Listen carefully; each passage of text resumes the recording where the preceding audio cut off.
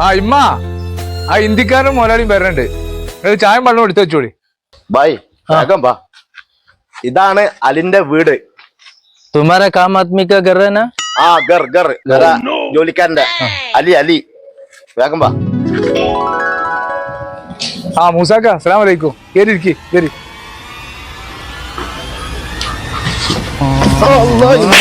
വീണല്ലോ പഠിച്ചോനെ അലിയേ. പഠിച്ചോ ഞങ്ങള് വീണില്ലേ? ഈ പണ്ടാറ വലപട കെട്ടിയത് കൊണ്ടാണ്. നിങ്ങൾ വീട് പോരി. എനിക്ക് ഈ പെട്ടി കണ്ട് വന്നേ അല്ലേ? ഇന്ത്യക്കാരൻ നല്ല വീഴ്ച വീണട്ടാ, രക്ഷപ്പെട്ടതാണ്. അല്ല മുതലാളി നിങ്ങൾക്ക് എന്താ പറ്റിയാ? ആരെ കണ്ടിട്ടുണ്ടാവും. ഇന്ന് രാത്രി ഇന്ത്യക്കാരൻ എന്റെ വീട്ടിൽ വന്നത്. പിന്നെ എന്റെ വീട്ടിൽ ആകെ ഒരു കസാരനെ ഉള്ളൂ. ഇത് ഊരാകെ ഉടഞ്ഞിക്കണം. ओ उधर से मैं टूट गया, इधर स्टूल नहीं है, अच्छा नहीं है, तुम्हारा घर अच्छा नहीं है. അച്ഛനക്ക് പറയണപ്പാ. ഇതെന്തിനാ ഇന്ത്യക്കാരൻ വെച്ചത്? അവൻ അച്ഛാ നെയ്യ് തന്നാലേ നല്ലതല്ലാന്ന് മനസ്സിലായില്ലേ? ബായ് ഇതെന്തിനാ അടിച്ചത്? ഞാൻ അവർക്ക് പറഞ്ഞ് മനസ്സിലാക്കി കൊടുത്താളാ. ബായ് ഇതറാവും ഇഞ്ചി കൊണ്ട് പുറത്തേക്ക് വന്നാ.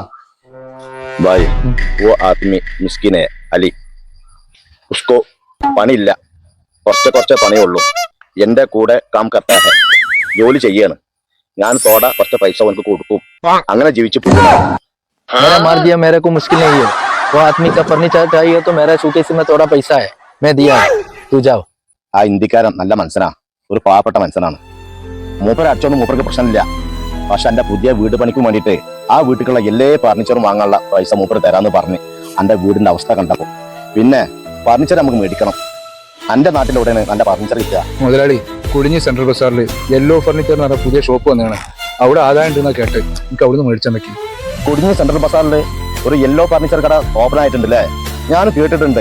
എന്നാൽ എന്റെ വീട്ടിലുള്ള ഫർണിച്ചർ അവിടെ തന്നെ ആയിക്കോട്ടെ. ഞാൻ ഇന്ത്യക്കാരനോട് പൈസ മേടിച്ചിട്ടാണ് വരാം. എന്നിട്ട് നമുക്കാണ്ട് പോവാം. ഇവിടെ നിൽക്ക്.